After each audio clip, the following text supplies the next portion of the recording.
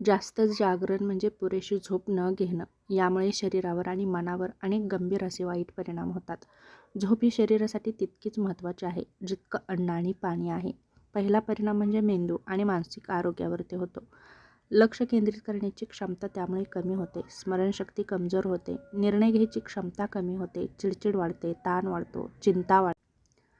दीर्घकाळ जागरण केलं आणि इतर मानसिक आजारही होऊ शकतात. हृदय आणि रक्तदाबावरतीही परिणाम होतो. रक्तदाब वाढतो, हृदयाच्या ठोक्यांमध्ये अनियमितता येते.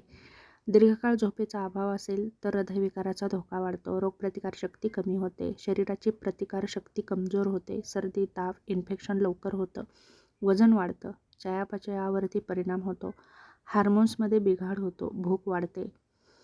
यामुळे आपण जंक फूड वगैरे खाऊ शकतो आणि यामुळे आपला लठ्ठपणा वाढतो. डोळ्यांवर परिणाम होतो, जसे की डोळे जळजळतात, कोरडेपणा जाणवतो, धूसर दिसतं, डोळ्यांचा थकवा वाढतो. त्याचप्रमाणे त्वचा आणि सौंदर्यावरतीही परिणाम होतात, जसे की त्वचा निस्तेज दिसते, डार्क सर्कल्स येतात, त्वचा लवकर वृद्ध दिसू लागते, ऊर्जा आणि कार्यक्षमताही कमी होते, सतत थकवा जाणवतो, काम करण्याची ऊर्जा कमी होते, कामातील चुका वाढतात आणि अपघात होण्याचा धोकाही वाढतो.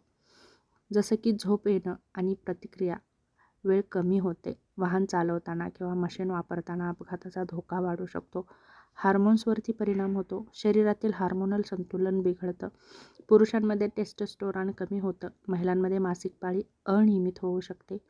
म्हणून प्रौढ व्यक्तींनी 7 ते 9 तास झोप घेणं गरजेचं आहे.